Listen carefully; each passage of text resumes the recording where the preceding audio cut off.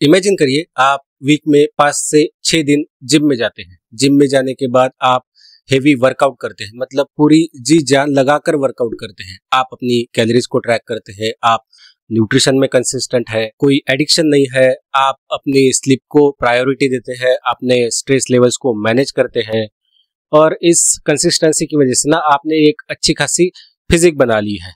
लेकिन क्या होगा अगर सडनली आपको आपके हाथों में, आपके पैरों में टिंगलिंग सेंसेशन आने लगे, झुनझुनी आने लगे, या फिर क्या हो कि आप खुद से खड़े भी ना हो पाए, खुद की बॉडी को भी बैलेंस ना कर पाए, आपको इतने चक्कर आने लगे कि ऐसा लगे कि आपका सराउंडिंग पूरा घूम रहा है। And the worst part is कि आपको पता ही नहीं कि ये सब क्यों हो रहा है। ये कोई हॉरर स्टोरी नहीं है, ये एक रियल लाइफ स्टोरी है और ये किसी के साथ भी हो सकता है। ये उन लोगों के साथ हो सकता है जो जिम में हेवी वर्कआउट्स करते हैं, ये उन लोगों के साथ हो सकता है जो अपनी नेक की पोस्चर को प्रायोरिटी नहीं देते, ये उन लोगों के साथ हो सकता है जिनको कोई नेक इंजुरी हो। और यही एग्जैक्टली हुआ था साकेत गोखले के साथ। साकेत गोखले जो कि एक फिटनेस एंथुजियास्ट और फिटनेस इन्फ्लुएंसर है, जिसके यूट्यूब पे अराउंड 20 to 21 लाख फॉलोअर्स है, उसने रिसेंटली अपने स्ट्रगल के बारे में बताया। पिछले 4 हफ्ते मेरे जिंदगी के सबसे मुश्किल 4 हफ्ते थे। Cervicogenic vertigo was the diagnosis. इस हेल्थ कॉम्प्लिकेशन की वजह से life forced me to stop. मुझे चीजों पे रिफ्लेक्ट करने के लिए बहुत वक्त मिला। मेरा डेली रेपिटेटिव रूटीन कितना स्पेशल है ये मुझे रियलाइज हुआ। सेहत से बड़ा कोई खजाना नहीं है। Hi everyone, I am doctor Venkatesh और आज की वीडियो में हम जानेंगे साकेत की स्टोरी के बारे में। क्या होता है सर्वाइकोजेनिक वर्टिगो और कैसे हम सर्वाइकोजेनिक वर्टिगो से खुद को बचा सकते हैं। चाहे आप जिम बिगिनर हो या फिर एडवांस एथलीट, ये वीडियो आपको इंजरी से बचा सकता है, तो वीडियो में एंड तक बने रहिए। Let's start.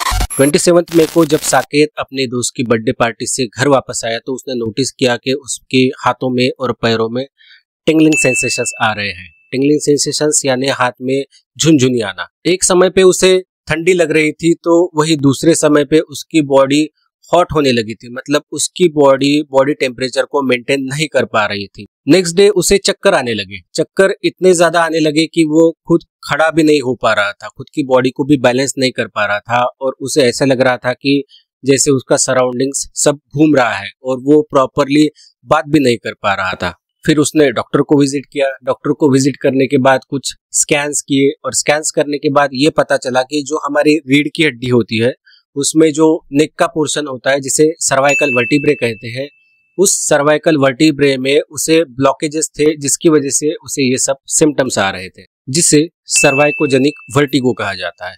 सर्वाइकोजेनिक वर्टिगो नाम जितना फैंसी है उतना ही डेंजरस भी है। और मोस्ट शॉकिंग पार्ट क्या है पता है? ये किसी के साथ भी हो सकता है। जो जिम में बिना प्रॉपर फॉर्म और टेक्निक के साथ हाई इंटेंसिटी वर्कआउट्स करते हैं, या फिर जो अपनी रिकवरी को प्रायोरिटी नहीं देते, अपनी नेक की पोस्चर को प्रायोरिटी नहीं देते, उन सब के साथ ये हो सकता है।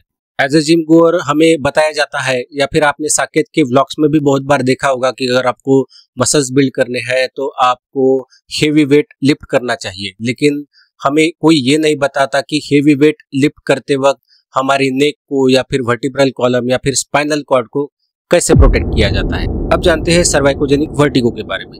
जब भी हमें चक्कर आने लगते हैं, हम खुद की बॉडी को बैलेंस नहीं कर पाते और ऐसे लगता है कि जैसे हमारे आजू बाजू का पूरा सराउंडिंग्स घूम रहा है, तो उसे वर्टिगो कहते हैं। और जब ये वर्टिगो किसी नेक से रिलेटेड प्रॉब्लम से अराइज होता है, हमारे सर्वाइकल वर्टिब्रे से रिलेटेड किसी प्रॉब्लम से होता है, तो उसे सर्वाइकोजेनिक वर्टिगो कहा जाता है। हमारी जो रीढ़ की हड्डी है जिसे स्पाइनल कॉर्ड कहा जाता है, वो बेसिकली 5 पार्ट्स में डिवाइडेड है। सर्वाइकल, थोरैसिक, लंबार, सैक्रल और जो लास्ट पार्ट होता है उसे कॉक्सिक्स कहते हैं। बाकी सब भूल जाओ। जो हमारा नेक रीजन का स्पाइनल कॉर्ड होता है उसे सर्वाइकल स्पाइनल कॉर्ड कहा जाता है और ये 7 हड्डियों से बनता है। तो जो ये सर्वाइकल स्पाइनल कॉर्ड है, इसमें बोन्स और मसल्स के साथ साथ कुछ नर्व्स, कुछ रिसेप्टर्स और कुछ सेंसर्स भी होते हैं। तो ये सेंसर्स हमारी ब्रेन को हमारे हेड के पोजीशन के बारे में इंफॉर्मेशन पहुंचाता है, जिसकी वजह से हम खुद की बॉडी को, खुद के हेड को बैलेंस कर पाते हैं। हमारी बॉडी को बैलेंस करने के लिए 3 सिस्टम एक साथ काम करती है। फर्स्ट होता है आईज।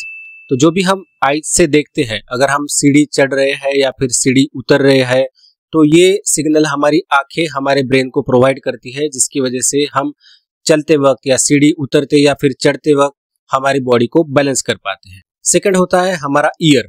हमारे इनर ईयर में कुछ स्ट्रक्चर्स होते हैं जो हमारे ब्रेन को सिग्नल प्रोवाइड करते हैं हमारी बॉडी की बैलेंस के बारे में, हमारी स्पेस में जो हेड का पोजीशन है उसके बारे में। और थर्ड होता है नेक एंड जॉइंट्स।